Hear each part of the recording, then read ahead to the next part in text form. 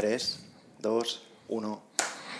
Muy buenas a todos, soy Pedro Vivar, esto es Emotion Me, y hoy vamos a romper un poco con la dinámica del programa, porque normalmente nos enfocamos en la vida de la persona. No obstante, hoy tengo la oportunidad de estar con una persona que no le importa comunicar algo que para muchas otras es algo polémico, y no es otro que Alfredo, conocido también como Héroe Fitness, y también para otros muchos, Villano Fitness. Un placer, tío, por acceder a estar por aquí, que sé que eres una persona que no accede a muchas entrevistas. Es verdad, un placer es mío.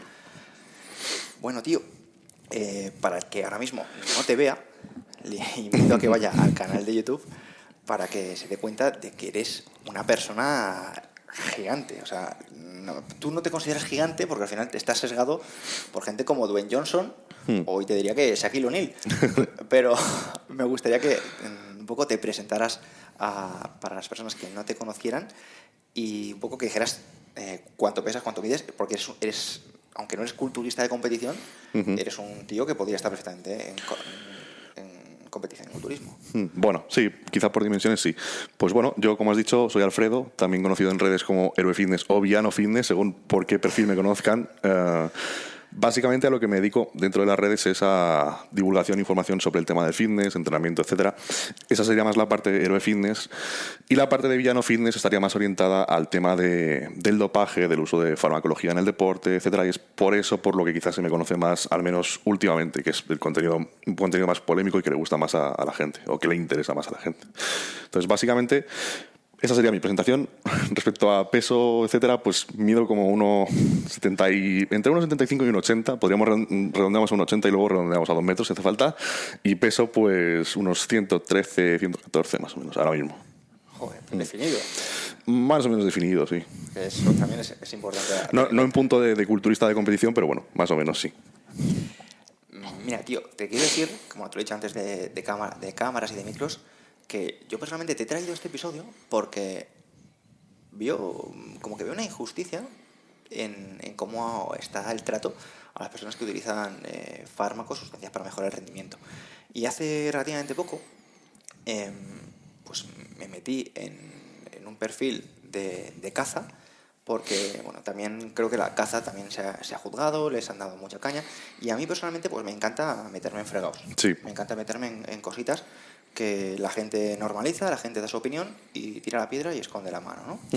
Y cuando fue el tema de la caza, pues la verdad que lo viví en primera persona y pude tener una opinión y un criterio propio. Evidentemente no me voy a poner ahora a usar sustancias porque creo que sería un poco arriesgado, teniendo en cuenta que no tengo ni idea de cómo funciona todo eso. Lo único que creo que teniendo la oportunidad de estar una persona que está familiarizada y que de hecho se encarga de divulgar sobre esto, sobre fármacos, sobre sustancias, y es conocido por ello, y además ya no solo por la divulgación, sino por el uso y el consumo, explotar y exprimirte un poquito para romper un poquito con muchos mitos y con muchas ideas que, aunque anteriormente en el programa pues hemos tenido al doctor en química David Olid, que estaba pues, más metido en el mundo de la competición y nos hablaba pues, principalmente pues, del uso y de cómo, por ejemplo, no tenemos en España mucha idea un poco del respaldo científico que tienen muchas de estas sustancias que están demonizadas.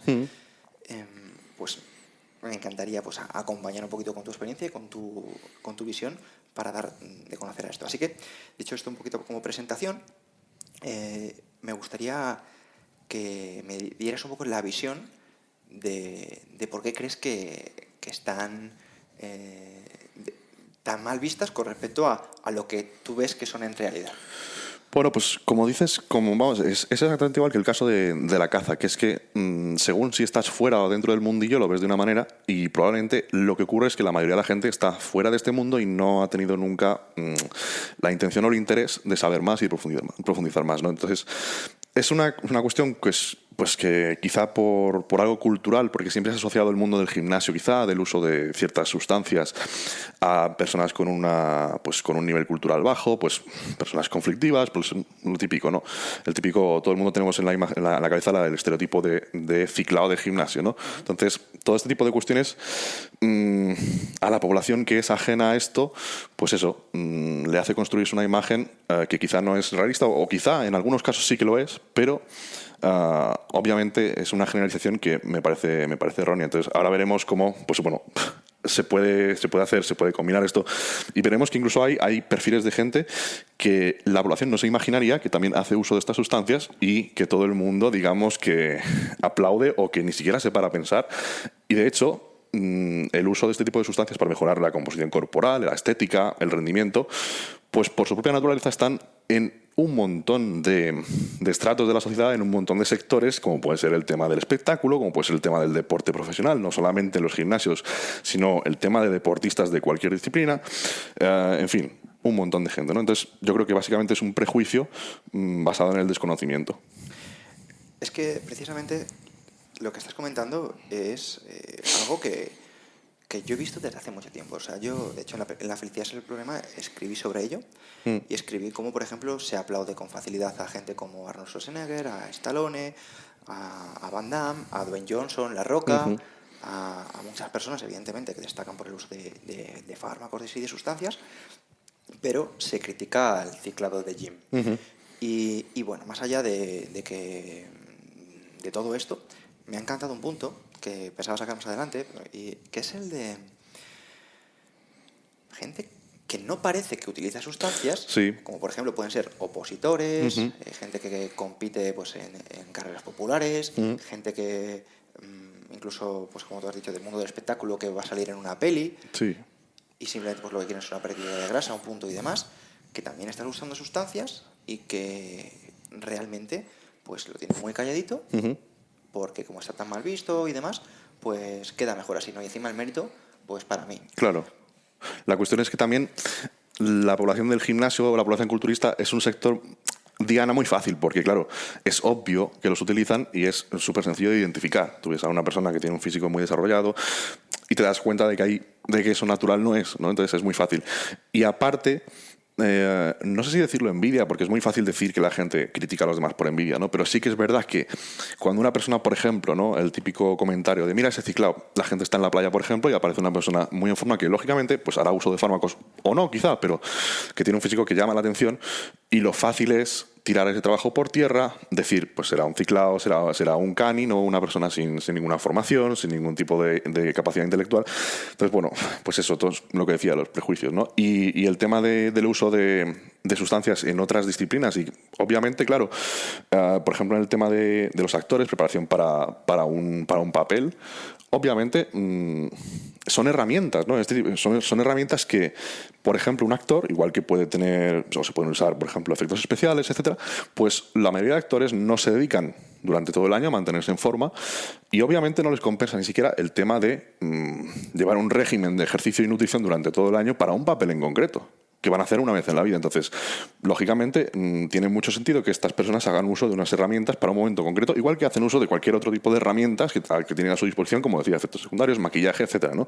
Entonces, como no es tan evidente y como no van a sacar un físico que llama la atención, y como son un sector de la población que está muy bien visto, que son pues considerados ídolos, etcétera, pues nadie dice nada y nadie sospecha nada. Pero bueno, es una cosa que está ahí y que es súper obvio para el que tiene conocimiento sobre este mundillo, ¿no? Y claro, esto al final pues lo ven personas como tú, que al final tienen pues un poco la perspectiva y la visión, pues imagínate, como el que es peluquero, que es capaz de saber qué corte le han hecho a alguien, aunque una persona que no sea peluquero pues no es capaz de identificarlo, ¿no? No sabe qué le han hecho, ni qué estilo, ni demás. Sí. Lo mismo que es que el cocinero sabe si lo han guisado, lo han freído, lo han hecho al vapor o lo que sea, ¿no? Sí. Pues tú supongo que también identificas a una persona, ¿sabes? En función de lo que ha podido consumir, si pues tiene ciertas marcas, si tiene ciertas... Que no significa que eso sea un criterio 100% cierto o 100% fiable, mejor dicho, pero sí que pues un poco el tiempo pues da esa experiencia que queda en todos los sectores. Y lo que te quería decir es que están muy demonizados los fármacos, que por otro lado es entendible, ¿no? Porque al final todo el mundo conoce los efectos secundarios tan famosos, que luego te preguntaré un poquito también si todo eso es como se dice y demás.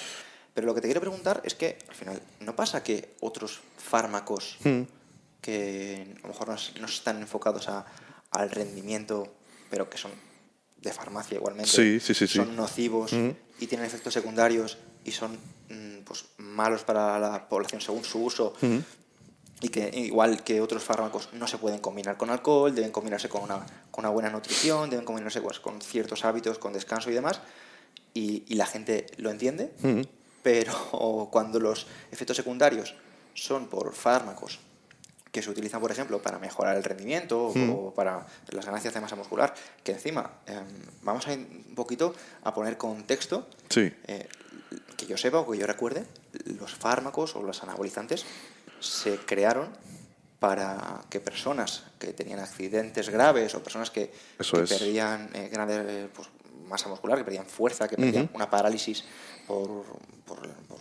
dolor medular o por un problema de espalda, pues recuperasen esa forma física y que se buscaron precisamente por salud. O sea, cuéntanos un poquito la historia de todo esto. Sí, fíjate, vamos a empezar por lo que has comentado de los efectos secundarios, porque es verdad, y hay dos sustancias que... Hay una sustancia del grupo de los fármacos que es de la misma familia que los esteroides, que son los anticonceptivos femeninos, que son una cosa que está totalmente normalizada, pero que tiene efectos secundarios, y tiene los mismos efectos secundarios a nivel de la producción endógena de hormonas de esas mujeres, ¿no? Igual que en los hombres hay problemas luego después del consumo de esteroides, con las mujeres ocurre exactamente igual con el tema de la píldora, que son hormonas sexuales femeninas que de hecho en cantidades grandes también tendrían efectos, por ejemplo, anabólicos, etcétera, de mejorar el rendimiento, y es algo que está totalmente normalizado, y a una chica de 16 años o de 18 años el ginecólogo o el médico de cabecera se lo prescribe automáticamente sin hacerle más preguntas en cuanto la chica vaya con algún problema de dolor menstrual o de irregularidades en el ciclo o simplemente que no quiera quedarse embarazada, ¿no? Entonces hay una serie de sustancias de la misma familia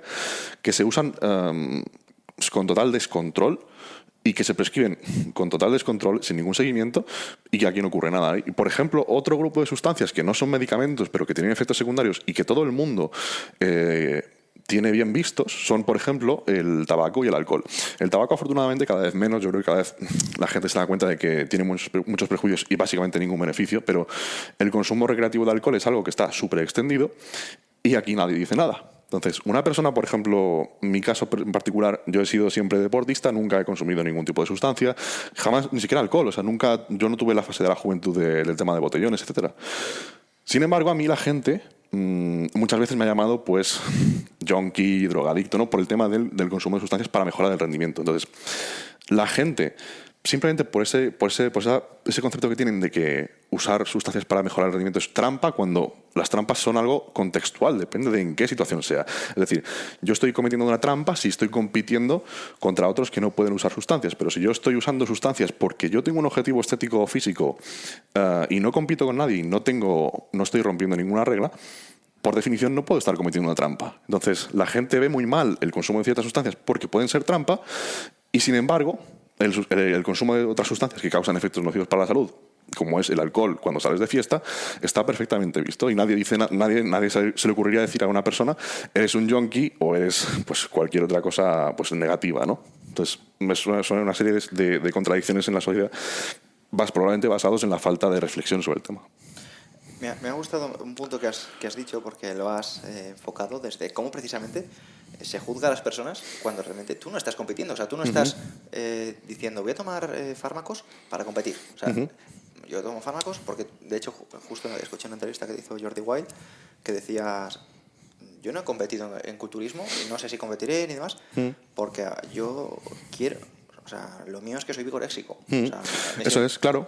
Un objetivo concreto, igual que una mujer puede tener una operación de cirugía estética para arreglarse el pecho, para arreglarse los labios o lo que sea. Entonces, si una persona tiene unos objetivos a nivel personal y hace un uso de unas sustancias o de un uso de una cirugía, que tiene también un montón de riesgos, es decir, someterse a una cirugía general para una operación de aumento de pecho tiene un montón de riesgos para la salud.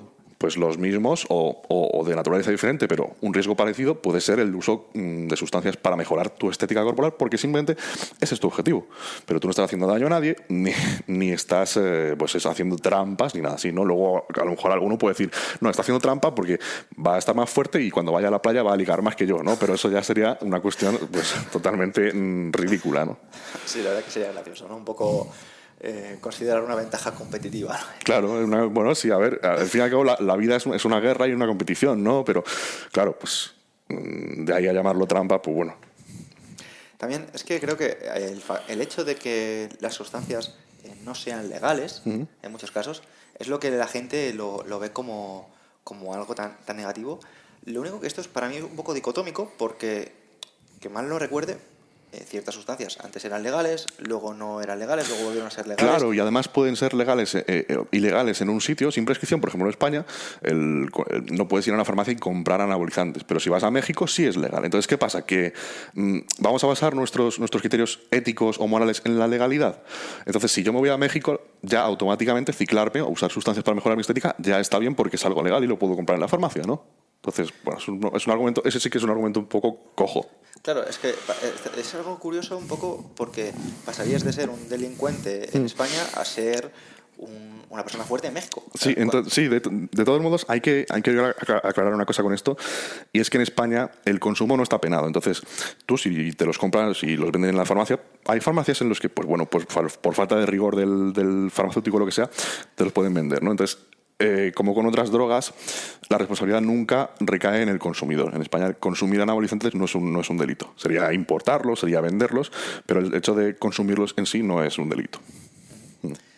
Y algo que me gustaría que contaras, porque al final la gente ve esto, ¿no? Ve el tema de los anabolizantes y lo asocia únicamente pues, a gente fuerte, gente que toma pues, imagínate, batidos y todo el rollo, cuando se están olvidando de que realmente es una industria que mueve millones y millones de euros en todo el mundo y quiero decir que hay unos intereses realmente grandes en que estos se sigan produciendo y se sigan consumiendo, ¿no? O sea, cuéntanos un poquito cómo se mueve esto a nivel económico en el mundo.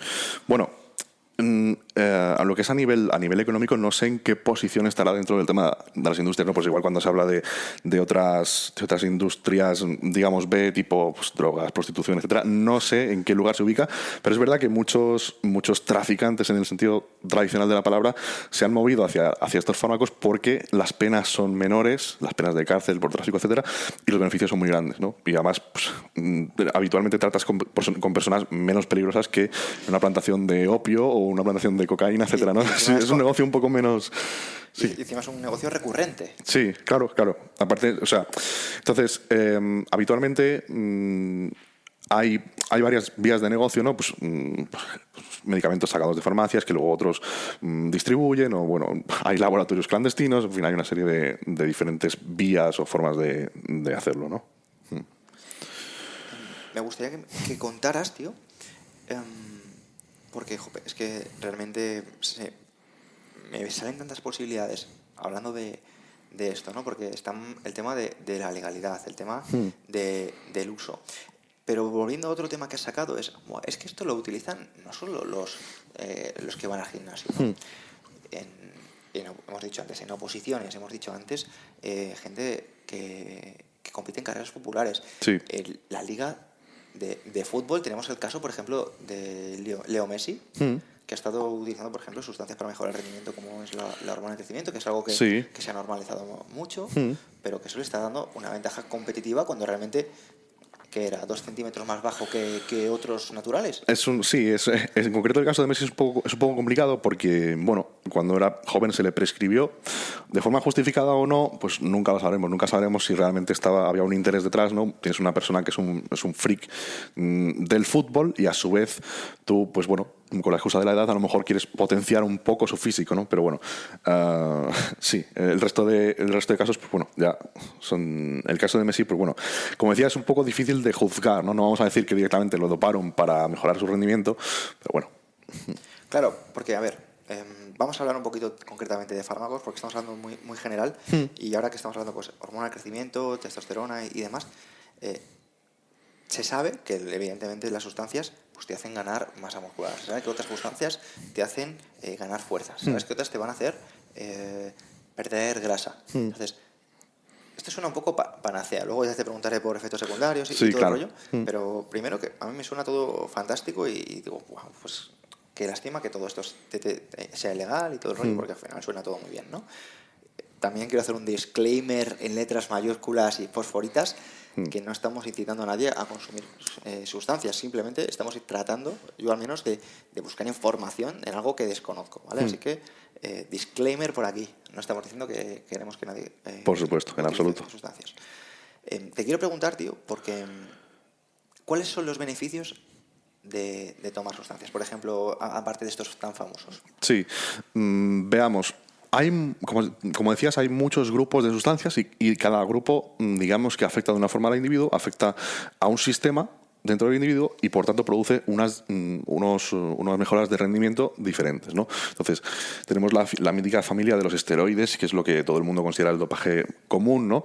Que son hormonas que aumentan el anabolismo en el cuerpo, por tanto aumentan la cantidad de masa muscular, la recuperación, aumentan la fuerza, todo eso digamos que va ligado, ¿no? Todo un aumento de masa muscular pues va a producir un aumento de rendimiento general, fuerza, potencia, etcétera, ¿no? Entonces, tenemos otras hormonas que, por ejemplo, pueden facilitar la recuperación, pero quizá no tanto provocar un aumento drástico de la masa muscular, pero sí recuperación de tejidos, recuperación de lesiones, como por ejemplo sería la hormona de crecimiento. Entonces, según el deporte, según el momento de la temporada, según el objetivo que se persiga, se va a hacer un uso de unas sustancias y en unos momentos concretos. Luego hay otras sustancias, por ejemplo, que pueden mejorar la capacidad aeróbica, que es muy interesante, pues el tema del ciclismo, deportes de equipo. Luego, dentro del ciclismo, por ejemplo, no siempre el dopaje está ligado a una sustancia. Es decir, tú puedes, como ciclista, sacarte sangre fuera de temporada y después, cuando estás en temporada, inyectarte esa sangre extra. Entonces, lo que consigues es un mayor volumen sanguíneo y, por tanto, tienes una mayor capacidad de transporte de oxígeno. Si tú tienes más sangre, tienes más células rojas, más leucocitos, hematocrito, etcétera, células rojas de la sangre, que son las que se encargan del transporte de oxígeno. Entonces vas a tener más rendimiento aeróbico. Entonces, no siempre el dopaje está ligado a un grupo de sustancias en concreto, sino que también puede estar ligado a una serie de prácticas.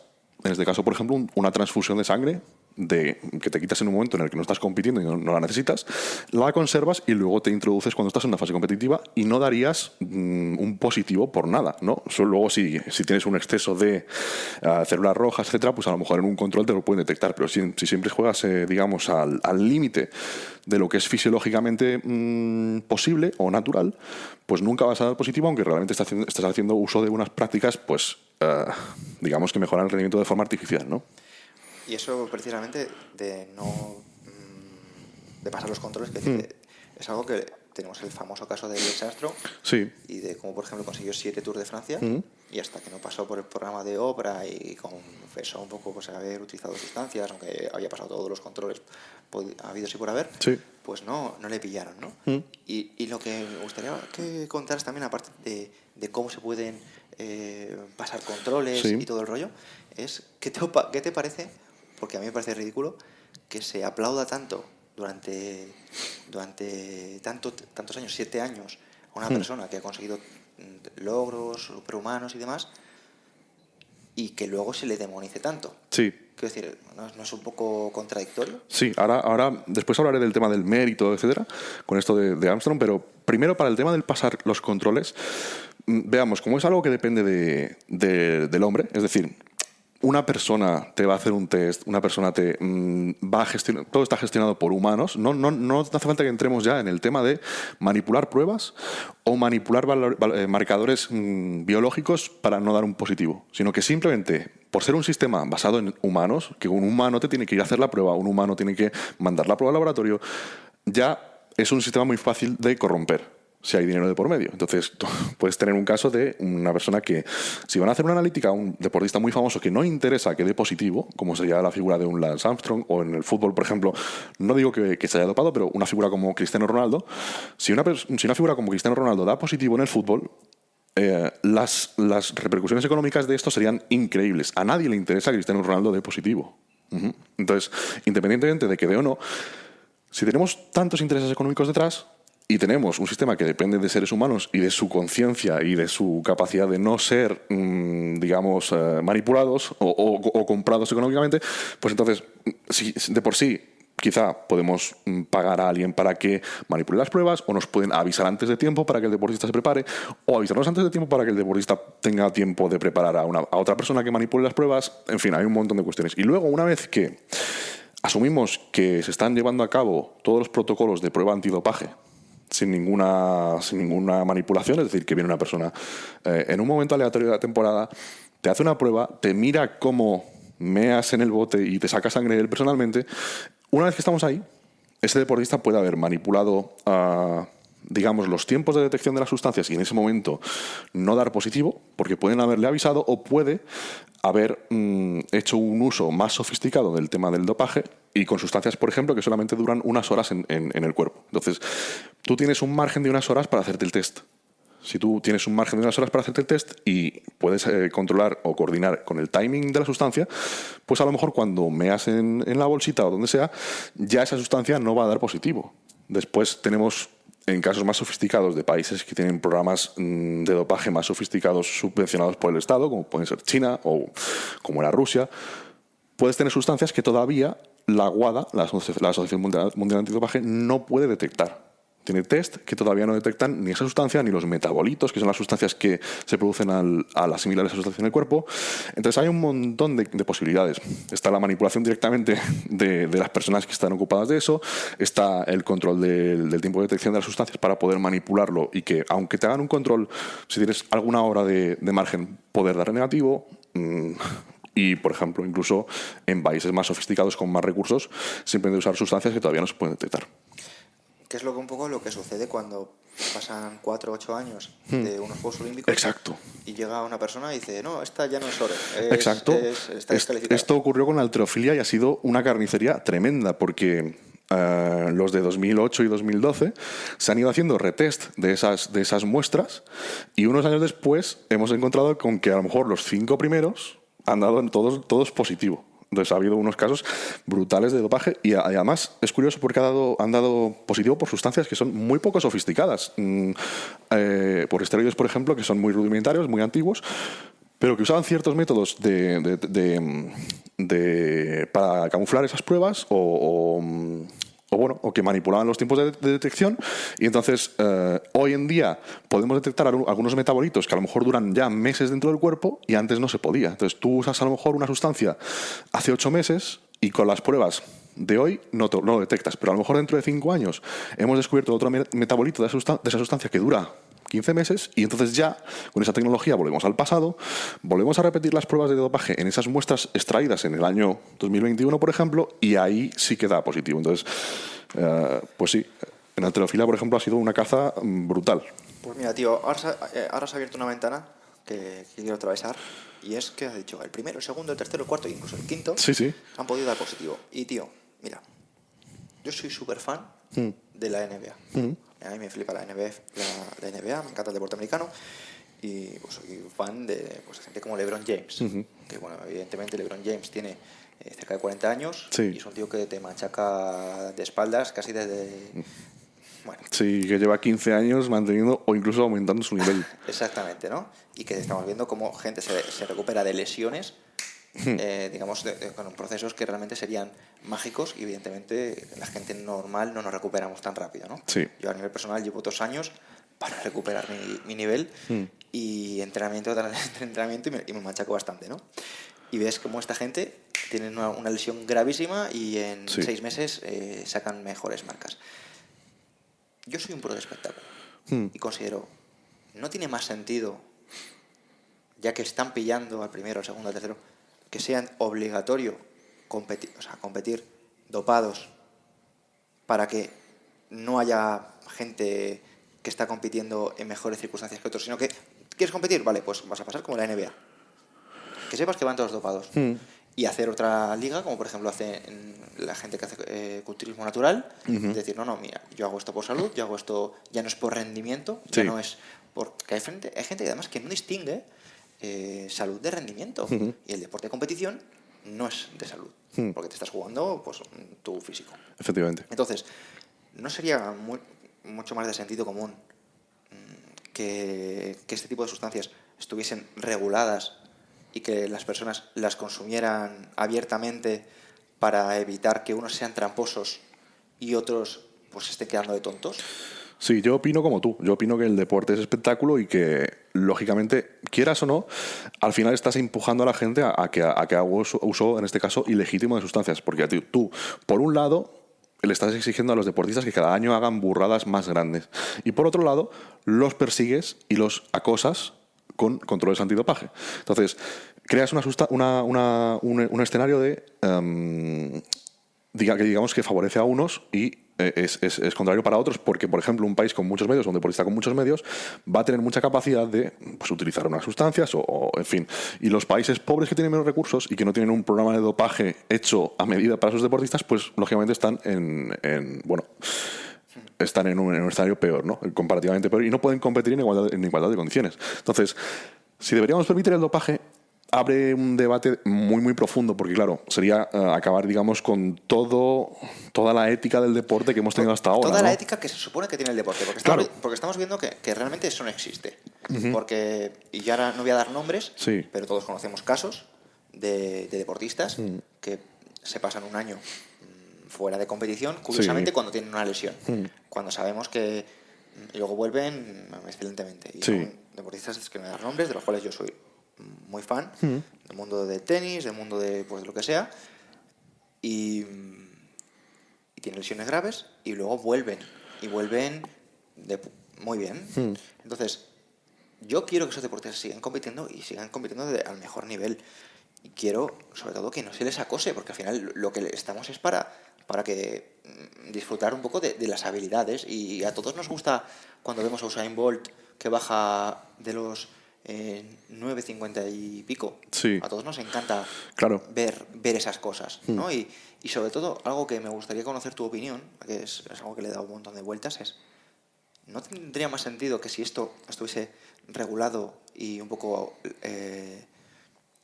legalizado, se avanzaría más rápido en su investigación para que llegase a gente que realmente lo necesita? Porque esto al final nació para ayudar a gente que tenía problemas serios de salud. Sí. A ver, lo que comentas lo que te decía es que es un debate quizá moralmente muy complejo, porque claro, después de toda una vida en la cual el deporte se ha protegido del dopaje, que de forma oficial, institucional, estatal, la gente dijera, los gobiernos dijeran, vale, vamos a permitir el dopaje en el deporte. Entonces, creo que sería un debate que es muy, muy profundo, ¿no? En plan de meses de reuniones, etcétera. Y claro, en cierto modo también esos organismos están ahí para proteger la salud del atleta. Entonces, creo que quizás sí podría liberalizarse un poco el tema del dopaje, pero creo que tendría sentido, por ejemplo, el controlar la salud de los deportistas. Ya sabemos que el deporte de rendimiento o el alto rendimiento no siempre va ligado a la salud, o de hecho pocas veces va ligado a la salud, pero tampoco quieres ver pues, a gente en el Tour de Francia muriendo en directo porque les explota el corazón. Me gusta, ¿no? me gusta mucho ese punto, porque al final estás diciendo, wow, tío, es que a la gente le puede petar la patata si se pasa de sustancia. Lo que la gente no tiene en cuenta es que, como has dicho antes, hay mucho dinero detrás. O sea, no se va a consentir que la sustancia, por ejemplo, que podría estar usando Cristiano, LeBron James, o ponerte un par de ejemplos, fuesen, digamos, lo suficiente como para gente que está produciendo muchísimos millones, se le pasasen de la raya, ¿no? Es como, estamos hablando de que skin in the game. Estamos hablando, una vez que pones el dinero en la mesa, quieres que el dinero te dé rentabilidad. O sea, tú no le vas a dar a gente como Cristiano, o gente como LeBron, o gente que está a ciertos niveles, que no estamos diciendo que lo utilicen, ¿eh? No, por se malinterprete, estamos haciendo supuestos de deportistas de élite, pero para que tengan una imagen mental más fácil, pues estamos dando nombres concretos. Entonces, que este tipo de personas, que al final sabemos que tienen seguros médicos, gente que, por ejemplo, en España tenemos gente que patrocina agencias de seguros como Case Seguros Margasol. No estamos diciendo tampoco que Margasol utilice sustancias. Que parece que estamos aquí dando nombres a este siniestro. Lo que quiero decir con esto es que hay empresas de seguros o empresas de cualquier cosa que están avaladas por estas personas. No se va a permitir que esas personas sufran un paro cardíaco de manera fácil. Sí. Porque hay mucho dinero detrás. Sí, yo es que estoy de acuerdo con el tema de permitir el tema del dopaje, y además creo que pondría en igualdad de condiciones a todos. En lugar de ahora estar favoreciendo a los que tienen los medios para hacer, pues eso, para saltarse las pruebas o para sobornar o lo que sea, estaríamos hablando de deporte justo, no donde el más pillo y el más rico puede saltarse las reglas, sino que igualdad de condiciones. Yo estoy muy de acuerdo con eso, pero creo que es el tema de cuidar de la salud de los deportistas, el tema de regularizar todo, es complicado. Entonces, bueno, luego comentaba si el tema de experimentar en deportistas para luego llevarlo a la vida real, al tratar a otras personas, etcétera. Al fin y al cabo eso es más cuestión de la industria farmacéutica fuera de ahí, ¿no? Yo creo que el mundo del dopaje y del deporte da menos dinero que el tema de las farmacéuticas, etcétera. Entonces, bueno, al fin y al cabo creo que el experimentar en deportistas no es la forma más rentable para las farmacéuticas, ¿no? Entonces, bueno, por esa parte quizá no, pero yo estoy de acuerdo en normalizar y legalizar el tema del dopaje, con controles, pero legalizarlo. Pues mira, ahora te quiero preguntar precisamente por eso, ¿no? Por farmacéuticas, por cómo se usan, por tanto el uso, si puede ser algo positivo, y cuándo el uso es algo negativo. Sí. Y sobre todo, ahora si puedes, poner ejemplos de sustancias, sobre todo que son pues las más cotidianas, las que tú consideras a tu criterio que son las que mejor funcionan, las que peor funcionan, un poquito que hables, si puedes, en este caso que te voy a dejar un poquito solo, sí. que ya no es opinión, ya estamos con hechos sí. de todo esto. Vale. Verás, con el tema, sobre todo, aquí cuando hablamos del rendimiento, como te he dicho, hay diferentes grupos de sustancias, pero las que más nos interesan son del grupo de las hormonas, y en concreto esteroides, que son hormonas derivadas de las hormonas sexuales. Bueno, nos da un poco igual la definición, ¿no? Pero es aquí donde tenemos las sustancias más interesantes y a su vez donde es más fácil establecer la diferencia entre un uso médico, un uso bueno para la salud y un abuso que sea problemático para la salud o potencialmente perjudicial. Entonces, aquí estaríamos hablando, quizá luego lo comentemos aparte, del tema de reemplazar hormonas que una persona ya no produce, por el tema que sea o que no ha producido nunca, el tema de la terapia de reemplazo de testosterona, por ejemplo, que es muy interesante, y luego tenemos el tema del abuso. Entonces, todo lo que sea utilizar una sustancia por encima del límite fisiológico, en este caso, por ejemplo, testosterona. En cuanto tú usas testosterona, por ejemplo, al doble de lo que tendría una persona normal, se produce un aumento del rendimiento, un aumento de la masa muscular dramáticos. Estas sustancias funcionan muy bien. Eso es lo que tienen, que es que funcionan muy, muy bien, como casi todos los fármacos. Entonces, la proporción entre dosis y respuesta, o dosis y efectos positivos o mejora del rendimiento, es muy grande. Pero claro, cuando tú superas ese umbral fisiológico de los niveles que serían normales en una persona, pasas a tener efectos secundarios, y cuanta mayor es la dosis, mayores son los efectos secundarios. No siempre son efectos secundarios a corto plazo, que son los menos importantes para la salud. Por ejemplo, nadie se va a morir por tener un acné, o por tener una ginecomastia, o por tener más vello corporal. Pero lo que ocurre en segundo plano y que quizá no estamos viendo, por ejemplo, es el daño renal o el daño cardíaco o el daño, por ejemplo, a nivel de toxicidad a nivel mental. Que se ha visto que el tema de los andrógenos, las hormonas anabólicas androgénicas, que son los esteroides, producen quizá, posiblemente o potencialmente efectos negativos a nivel cerebral que pueden aumentar el riesgo de demencias, el riesgo de Alzheimer, etc. Entonces, hay una barrera entre lo que es el uso terapéutico positivo para la salud, que cuando la superamos para mejorar el rendimiento, pues podemos esperar efectos secundarios y efectos perjudiciales para la salud. Entonces, estás más o menos, estoy intuyendo o estás insinuando que hay ciertos rangos donde es seguro. Sí, efectivamente. Pero eso rompe un poco con lo que todos hemos entendido de ese tipo de sustancias. O sea, sí. ¿Cómo que es seguro? Sí, esto es lo que te comentaba. Dentro del umbral de lo que es natural o fisiológico, por ejemplo, si una persona, digamos, en una analítica de sangre, ¿no?, los valores de testosterona son entre 200 y 1000, y eso es lo normal. Tú, si usas testosterona exógena, testosterona en un vial, ¿no?, testosterona, el fármaco que se saca de las farmacias, y te lo administras porque tienes una necesidad, y llegas a ese rango superior, a los 1000, por ejemplo, mientras tú te mantengas ahí más o menos, no vas a tener efectos secundarios. Es decir, son sustancias que, mientras hagas un uso responsable y médico correctamente desde el punto de vista de la medicina, no tiene efectos secundarios. El problema es cuando se produce un abuso por encima de ahí. Espérate, porque esto para mí es súper interesante, tío.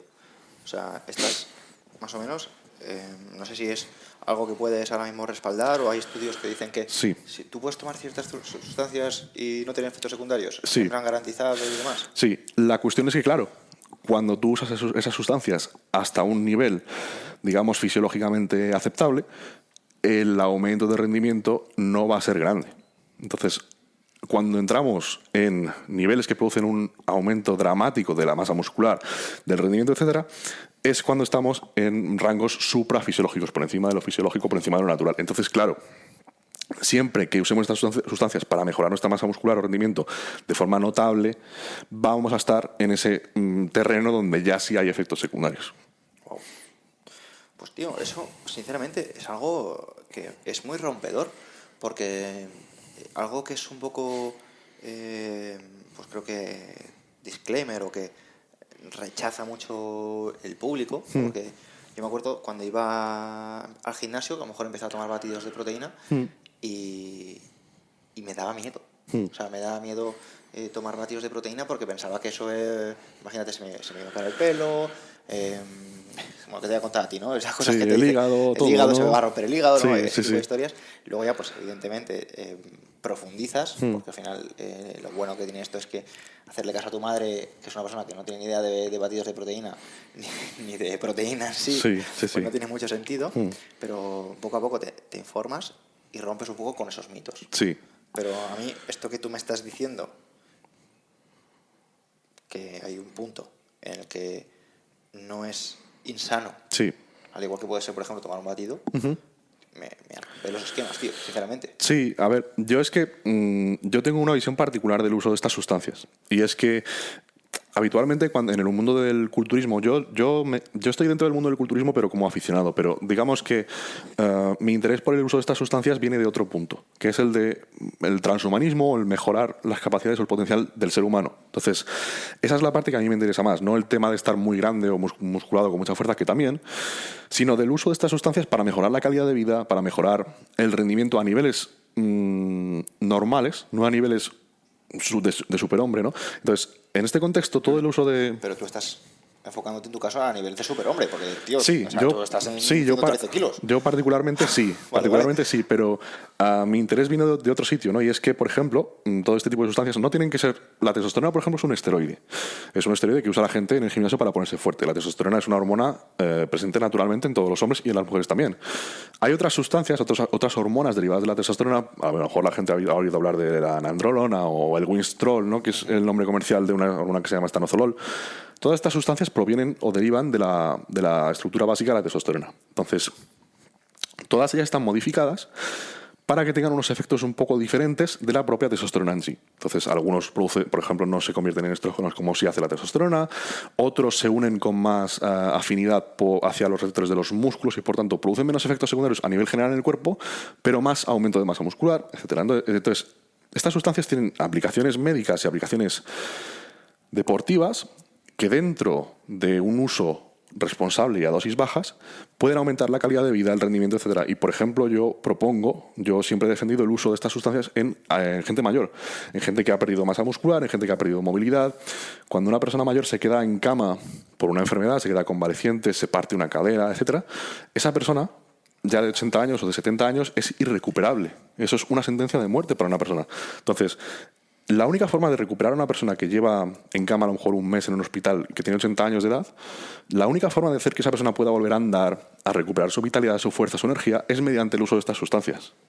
Y para este fin funcionan extremadamente bien, porque aumentan la masa muscular sin moverse, sin ejercitarse, aumentan la fuerza sin moverse, sin ejercitarse. Es lo único que puede conseguir este tipo de cosas. Aumenta la asimilación de nutrientes. Entonces, una persona que está en un escenario, por ejemplo, una persona de 80 años que se ha roto la cadera, habitualmente eso viene acompañado de falta de apetito, no comen, dieta baja en proteínas, comen muy pocas proteínas, no se mueven, no tienen fuerza. Tú a esta persona le administras un tratamiento con esteroides y automáticamente mejora. Y no hay ningún otro protocolo que funcione para hacer esto, porque esa persona no puede andar, en el hospital las dietas habitualmente son muy pobres, etcétera, etcétera, Sí, etcétera. totalmente. Pues macho, mira, yo te pregunto esto y al final, bueno, pues mis padres hoy por hoy gozan de buena salud y ojalá siga así mucho tiempo. Lo único que me gustaría profundizar un poquito en ese tema, porque, quiero decir, yo escucho muchas veces, ¿no?, a gente mayor. Hoy por hoy me siento muy afortunado de que mis abuelos están vivos todavía y me visitarles con frecuencia. Lo único que son personas que ya no tienen pues ganas de moverse, no tienen ganas de hacer nada. Evidentemente esto es porque su nivel hormonal pues, tiene que estar rozando pues poco lo que es el límite, por decirlo de alguna manera. Están más prácticamente a cero probablemente. Y podría ser interesante para gente ya a esos niveles, ¿no? Sí. Un tipo de consumo, tío, de fármacos. Porque mi abuelo, tío, de verdad, toma mogollón de pastillas. Mogollón y mogollón. Y sé que son fármacos. Sí. ¿No podría ser cambiar ese tipo de pastillas por otro tipo de pastillas? Pues estás preguntando a una persona que cree firmemente en eso, pero rotundamente además. Una persona que sea mayor va a tener los niveles de testosterona por los suelos. Esto va a estar asociado, o sea, igual que es peligroso excederse con la testosterona, tener unos niveles peligrosamente bajos también es malo para la salud. Entonces, sarcopenia, un montón de problemas, efectivamente. Incluso no solo a nivel físico, sino depresiones, falta de motivación en general por vivir. Tú a esa persona le administras una terapia de reemplazo de testosterona, le pones su testosterona en niveles saludables, que eso significa ponerle en niveles que no perjudican su salud, que no le ponen en riesgo. Es decir, a un abuelo no le puedes poner el ciclo de un atleta de gimnasio. Pero si hablamos de una dosis farmacológicamente que tenga sentido, vamos a devolverle vitalidad, ganas de vivir, apetito, ganas de moverse. Y luego hay otras sustancias de este mismo grupo, como te decía, pues nandrolona, oxandrolona, una serie de sustancias que se han estudiado expresamente para recuperación de masa muscular, recuperación de lesiones, incluso para tema dolores.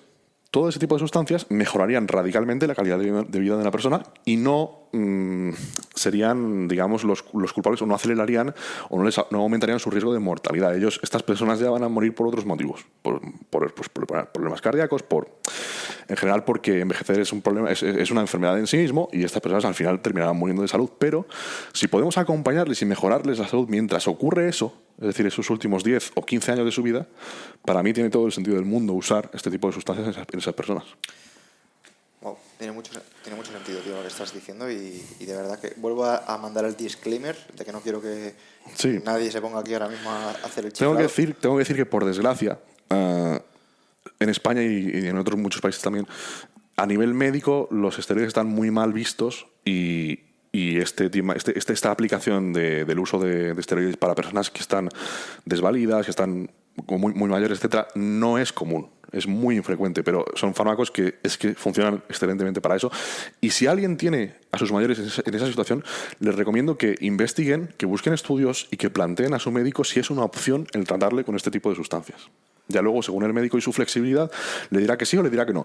Pero claro, tenemos una medicina que sirve muy bien para cuestiones técnicas, es decir, la cirugía está súper avanzada. Puedes coger a un tío, quitarle su corazón y ponerle otro y que funcione. Pero el tema de la medicina para la calidad de vida es pésimo. Sí, es lo peor. Toda la medicina está orientada a solucionar y poner parches a problemas. Sí, está enfocada a la supervivencia. Exacto, pero no a cómo sobrevivimos, no a la calidad de esa supervivencia. Total, macho. Mira, de hecho, ahora, perdóname, es que me has tocado una parte sí, por supuesto, que me resuena mucho, tío. Mira, yo hace nada tuve un accidente súper grave, tío. Y yo llegué a la conclusión de que la sanidad pública no iba a permitir que yo muriese. Sí. O sea, la sanidad pública iba a hacer lo posible para que yo sobreviviese. Sí. Morirte no te vas a morir, pero... Exactamente, pero eso sí, la calidad de mi vida iba a ser una puta mierda. Y te lo digo, que me iban a dejar por un tubo para mear por aquí, tío. No sé si ves la cicatriz. Sí. Pero yo meaba por aquí, tío. Claro. Y ya está. O sea, la sanidad se va a encargar de que tú sobrevivas. Sí. Pero no te va a dar una calidad de vida. Exacto. Entonces, por eso este tipo de mensajes a mí me resuena mucho, tío. Y sobre todo es que tenemos como asimilado que la vejez siempre tiene que ir acompañada de una pérdida de calidad de vida, que es normal que un viejo esté en un sofá sin moverse en todo el día. Eso no es lo normal. Y sobre todo, no es lo normal hoy en día que tenemos la tecnología. Es lo normal, pero no debería ser normalizado. Exacto. Estadísticamente es lo común, pero no es normal que una persona con 80 años, con la tecnología médica que tenemos hoy en día, que en este caso estoy hablando de las hormonas androgénicas, hormonas anabólicas, tenemos ese recurso para evitar que eso ocurra. Entonces, bueno, espero que en algún momento, algún día, los médicos caigan en que esto puede ser un tratamiento eficaz. Y es más, antes de recurrir a ese tipo de sustancias, quiero poner un ejemplo. En mi familia había una persona muy mayor, muy mayor, cerca de pasados los 90 años, que el tío todos los días hacía 40 kilómetros de bici. Hacía, no la bandera, pero casi. Sí. ¿Vale? O sea, un tío súper en forma, súper atlético, te estoy diciendo, con 90 años. Y se murió porque se le murió la mujer, como que perdió de ser las ganas de vivir. Sí. Y se murió. Sí. Dejó de hacer deporte y en cosa de 6 meses hizo ¡pum! Sí. Y fue a la hora de perder esa actividad física, ese movimiento. Exacto. No sé si lo has visto, yo lo he vivido ya alguna que otra vez. Cuando, bueno, las hospitalizaciones en general son letales para la gente. Y para una persona mayor, es decir, una persona mayor entra a un hospital y aunque lo que ella tenga no sea un motivo real para morirse, solo por estar ahí ingresado durante X tiempo, sin moverse, etcétera, eso casi siempre, o en muchos casos, terminan muriendo en el hospital. Una persona entra a un hospital sin estar muriéndose y termina muriéndose allí, por el motivo que sea, ¿no? Entonces, yo lo he vivido recientemente con mi abuela, que entró por una caída y de ahí salió una persona distinta que murió en cuestión de una semana y media. Y entró estando bien, se valía por sí misma, etcétera. Entonces, los hospitales son un sitio, pues bueno, que cuanto menos visitemos mejor, ¿no? Pero dentro de eso, una persona que está en un hospital se le pueden aplicar ciertas cosas, ciertos tratamientos para intentar que no ocurran ese tipo de cosas. Por ejemplo, que no entre al hospital una persona que se valía por sí misma y que salga una persona que ya necesita asistencia para absolutamente todo, porque no tiene sentido, ¿no? Es decir, una persona que de pronto andaba tal a tal, se cae, se parte una cadera y a partir de ahí los años que le faltan de vida vas a pasárselos sentada porque ya no se puede valer por sí misma. Pues sí, tío. Y mira, hay un punto que me gustaría haber sacado antes, porque al final me he puesto a hablar de esos temas que me resuenan un montón. Sí. Y es el tema femenino. El tema femenino, que es algo que, pues, sé que a las oyentes del programa pues les va a interesar un montón. Y no te he preguntado porque al final parece que esto es de... Estamos hablando mucho de testosterona, y estamos hablando de machorros, ¿no? Ganar fuerza, no sé qué, tal, que sé que a las mujeres también les encanta. Y sobre todo a las mujeres también les encanta mejor el rendimiento, les encanta la salud. Y no puede ser que como que las mujeres estén un poco fuera de este mundo, o también hay sustancias para que las mujeres se vean más femeninas o se vean más sexys o todo ese tipo de cosas, como parecen solo los chicos. Bueno, veamos. Como esto no es estas sustancias hay que entender que han sido desarrolladas por las farmacéuticas para atender a unas cuestiones de salud. Es decir, se han creado los esteroides anabolizantes para solucionar problemas de caquexia, de pérdida de masa muscular, de regeneración de lesiones, quemaduras graves, etcétera, ¿no? Una serie de cosas, anemias. Entonces, lo que se pretendía con estas sustancias es lograr unos efectos fisiológicos, solucionar una cosa gorda. No era tanto una cuestión de vanidad y de estética. Entonces, el problema que tenemos con las mujeres y la mayoría de sustancias dopantes, cuando hablamos de sustancias dopantes hablamos de los esteroides, es que los esteroides son hormonas androgénicas andromasculinas, ¿vale? Derivan de la testosterona o incluso la testosterona también es una de esas sustancias. Entonces, ¿qué ocurre? Ocurre que cuando una mujer hace uso de estas sustancias suele tener efectos virilizantes. Es decir, igual que la testosterona es la hormona encargada de dar los rasgos masculinos a los hombres, cuando a una mujer se le aplica testosterona u otras hormonas derivadas de estructura similar, producen o sufre efectos de virilización. En este caso, aumento del vello corporal, agravamiento de la voz, incluso hipertrofia del clítoris, porque el clítoris no deja de ser un órgano análogo al pene. Entonces, sufre el mismo desarrollo que un adolescente cuando aumenta sus niveles de testosterona. Se desarrolla el pene, pues en una mujer igual. Tú le aplicas testosterona y ese clítoris crece, ¿no?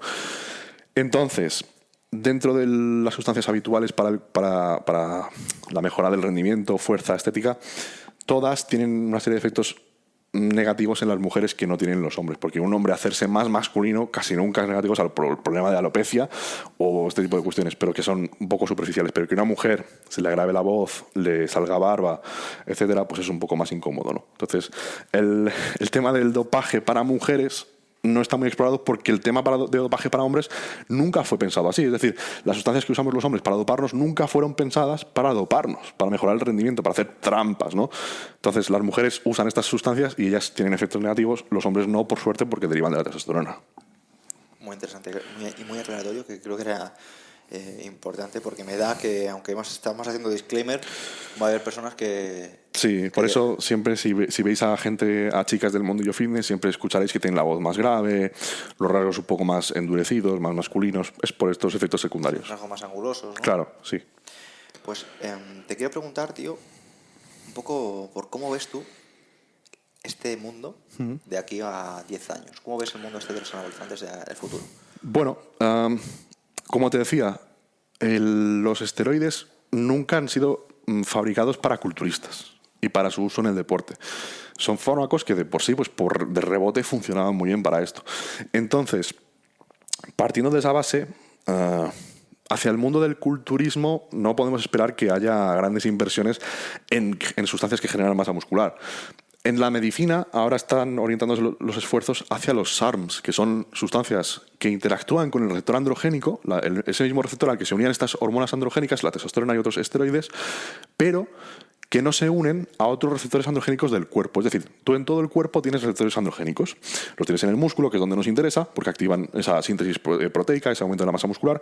Y los tienes también, por ejemplo, en el cuero cabelludo, en el cerebro, en un montón de órganos, en el corazón. Ahí no quieres que se unan esas hormonas, porque causan otros efectos secundarios. Tú quieres que todas se unan a los músculos, concretamente, que produzcan ahí sus efectos. Entonces, los SARMs son sustancias que se unen selectivamente a receptores andrógenos de ciertos sitios, en este caso en el músculo. Entonces, la industria farmacéutica lo que está haciendo es intentar crear sustancias que activan ese anabolismo solo en el músculo y no se unen a los receptores de otros sitios en el cuerpo.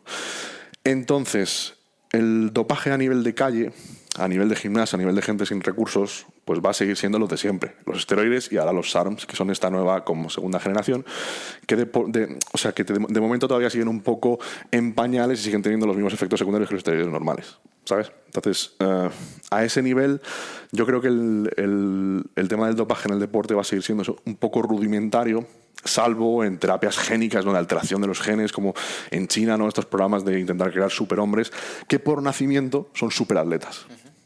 Y hablando, has dicho antes, estos efectos secundarios.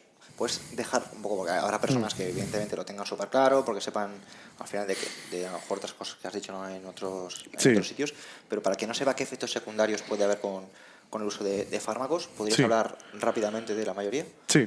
Como te digo, siempre hablamos y generalizamos sobre los esteroides, pero pues qué sé yo, hay también estimulantes, el famoso clenbuterol, ¿no?, que tendría otros efectos, o la hormona del crecimiento, que tendría otros efectos, pero bueno, por concretar un poco las sustancias más habituales, que son los esteroides, a nivel inmediato, a corto plazo, esa alteración de los niveles hormonales suele causar, pues lo que te decía, pues acné, incremento del vello, pues a lo mejor retención de líquidos, cosas que no son demasiado peligrosas, ¿no? Aumento de la tensión arterial, que eso sí que hay que controlarlo más, pero a largo plazo estas sustancias tienen 3 órganos diana que son un poco complicados, ¿vale? Es decir, tú tienes un acné, pues no te pasa nada, pero si a largo plazo tienes un problema, por ejemplo, de pérdida de la función renal, que hemos visto con el abuso de esteroides y en la población culturista lo hemos visto mucho, el tema de remodelación cardíaca, el corazón se adapta de diferentes formas, hipertrofia del ventrículo izquierdo, etcétera. Y claro, el cerebro es el tercer órgano en el que causan estos efectos negativos. Como te decía, los esteroides androgénicos pueden ser, hoy en día se consideran tóxicos a nivel del sistema nervioso, aumentando el riesgo de demencias, de Alzheimer. Entonces, los 3 órganos más delicados con el uso de sustancias son el corazón, los riñones y el cerebro, que son 3 órganos que una vez que los jodemos ya no los podemos recuperar. Entonces, muchas veces se habla, por ejemplo, del hígado. El hígado, en un momento concreto, en un ciclo, por ejemplo, esteroides orales, que son sustancias que son hepatotóxicas, tóxicas para el hígado, pues sí que se puede ver inflamado, se puede ver perjudicado, pero el hígado es un órgano que tiene mucha capacidad de recuperación. Entonces, tú cortas el ciclo y en unas semanas estará otra vez normal.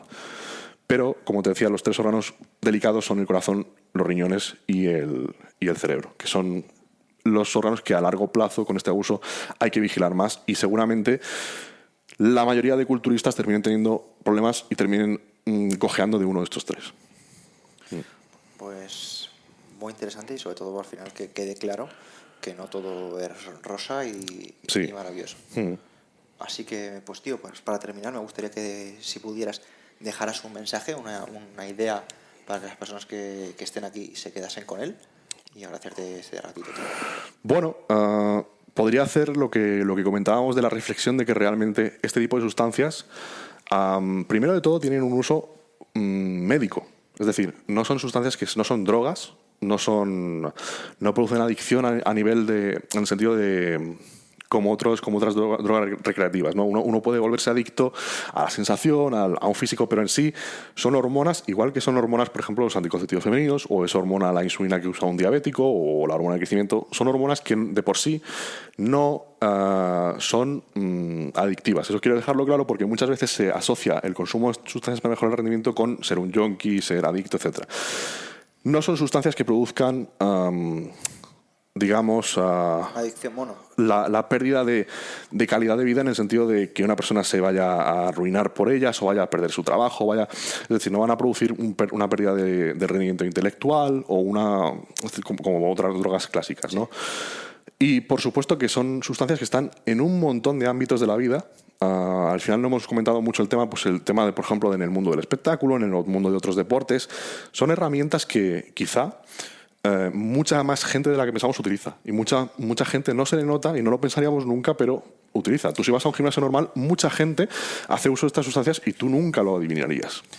Y lo hemos dicho también en el mundo del cine. O sea, tú dirías, por ejemplo, que Brad Pitt en Troya o por ejemplo, Aquaman o estas figuras, ¿no? Que ves a veces súper rajadas, súper definidas. Sí. Que dices tú, por ejemplo, la gente de 300, ¿no? Sí, o sea, que ves, sí. Esta gente ha podido utilizar sustancias o tener un equipo de médicos detrás que se lo ayudase. ¿O? Por supuesto, siempre con entrenadores personales, etcétera. Porque hay que entender una cosa, y es que una persona normal, para tener el físico de Brad Pitt en Troya o de Aquaman o lo que sea, una persona natural tendría que dedicarse toda su vida y tener un régimen de entrenamiento y nutrición muy estricto.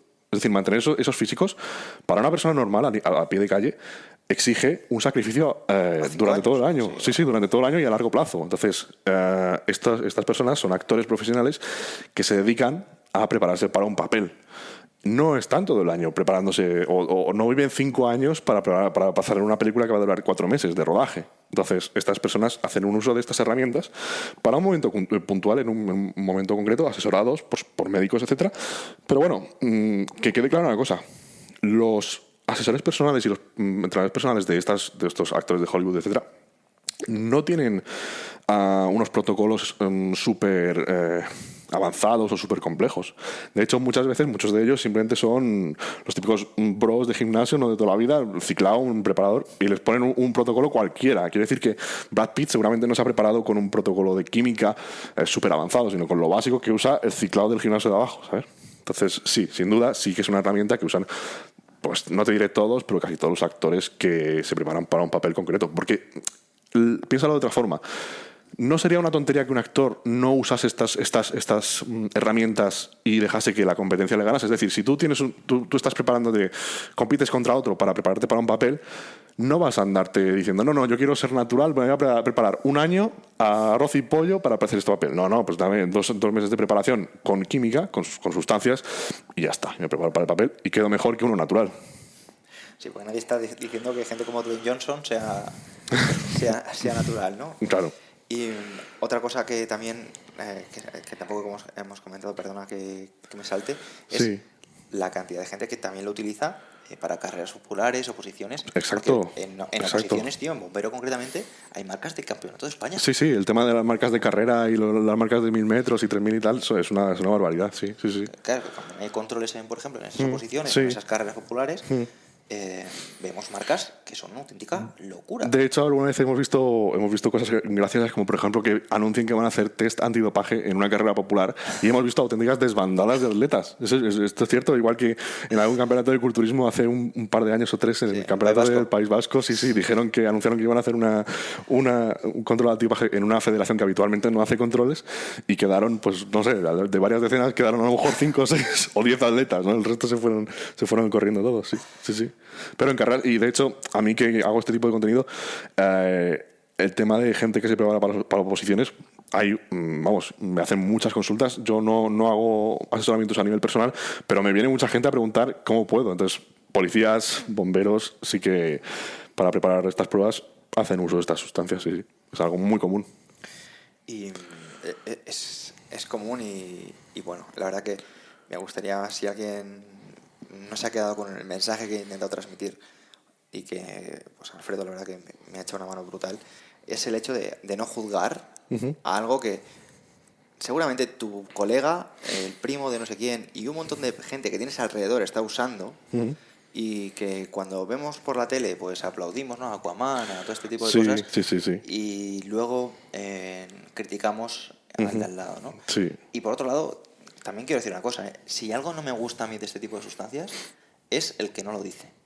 Por ejemplo, este tipo de cosas de personas que a lo mejor tienen códigos de descuento en redes sociales Sí. y estoy así porque tomo esta marca de suplementación o estoy así Ahí, estoy sí. así porque tomo esto, ¿no? Lo que comentamos, ahí quizás sí que es trampa, ¿no? La Eso gente sí que cuando es dice trampa. es trampa, porque si tú estás compitiendo en un entorno donde, digamos, tú dices, te vendes como natural y haces uso de sustancias, efectivamente estás vendiendo una imagen que no es y estás compitiendo, pues competencia desleal contra otros de tu sector, ¿no?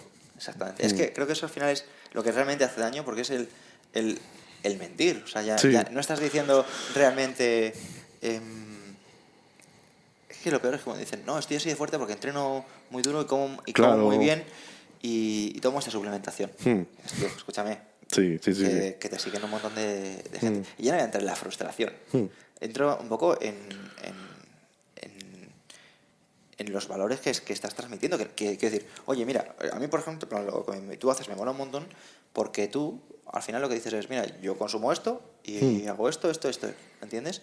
Y eso creo que al final es lo que te honra y luego que personalmente he preferido traerte a ti porque es súper claro, ¿no? Igual que y eso que tengo un montón de amigos pues, que consumen y que hablan de esto, que a lo mejor también podían hablar, aunque evidentemente no tanto como tú. Y lo que no me gusta es eso, ¿no? Esa dificultad que tienes un poco para comentar algo que pasa todos los días, pero como te van a juzgar, como te van a señalar, Claro, es que pues está visto muy mal, pero bueno, como comentábamos antes con el tema de Armstrong, ¿no? Que realmente parece que ahora se le quita todo el mérito cuando da positivo y el pobre estaba compitiendo en igualdad de condiciones con todos los demás. Entonces, claro, ¿el qué hace? Tira de la manta y dice, todos se han dopado. Al final salieron otros de su generación, más o menos, no sé mucho de ciclismo, pero Jan Ullrich y esta gente, que también era más o menos de esa generación, al final salieron y tiraron de la manta y dijeron, no, que aquí todo el mundo iba hasta arriba, pero no ya solo porque quieran ganar, es que por las condiciones actuales de competición en el propio Tour de Francia, es una competición pensada para que una persona fisiológicamente normal no pueda sobrevivirla. Es decir, estamos hablando de día tras día, etapas, kilómetros. exacto, unas barbaridades, unas subidas a unos puertos increíbles, y al día siguiente te tienes que subir otro puerto igual. Entonces, estamos hablando de que una persona normal, bien entrenada, etcétera, no podría sobrevivir y menos a esos ritmos. Entonces, estamos haciendo como unas cosas contradictorias. Primero, ponerles un nivel de exigencia brutal, exigirles un espectáculo brutal, y luego, por el otro lado, ponerles piedras y hacerles test y tenerles, pues en ese sentido, un poco puteados, ¿no? Y cogidos por los huevos, porque claro, el pobre no sabe qué hacer. Y además tú sabes que ahí o pasas por el aro o hay otros 5 detrás esperando para entrar al equipo que están dispuestos a hacer lo que sea. Porque hay mucho dinero puesto ahí encima de la mesa. Al final, si te gusta la bicicleta, ¿qué vas a hacer? Claro. Entonces se produce una situación, pues eso, muy injusta, y la gente tiene que entender que si ha dado positivo uno, no es porque ese sea un tramposo, es porque está intentando jugar con las mismas reglas que los demás. Totalmente, tío. Y mira, yo sinceramente me podía pasar la tarde hablando de estas cosas y debatir y tal, pero si al final te vas a quedar con el 20% de lo que escuches. Un mensaje que quiero dejar yo es: no juzguemos a la gente, vamos a intentar abrir los ojos y valorar las cosas con una perspectiva más amplia y sobre todo pues vamos a ver si esto pues llega un poco a las calles, no por el hecho de que todo el mundo tenga que ir súper ciclado, que no está, de verdad que no es eso, es de una herramienta que puede mejorar la vida de personas que hoy están muy jodidas, pues llegue a las personas adecuadas. Sí, y bueno, y el que lo quiera hacer por simple estética o simple, pues bueno, pues ¿Vanidad? por vanidad, que tampoco es que sea algo incorrecto, igual que el que se maquilla o el que se viste bien o el que se hace cualquier tratamiento estético. Es decir, no, estamos en un año, en un siglo en el cual ya es un poco absurdo juzgar a la gente por este tipo de decisiones a nivel personal, ¿no? Totalmente, y por eso también hay personas que se cambian de sexo y nadie las juzga. Bueno, por desgracia sí que se juzga muchísimo, pero es algo que es totalmente absurdo. Exactamente. Así que, bueno, pues creo que con esto hemos dado un poco de qué hablar a la gente y sobre todo espero que de pensar. De pensar, espero que sobre todo de pensar, sí.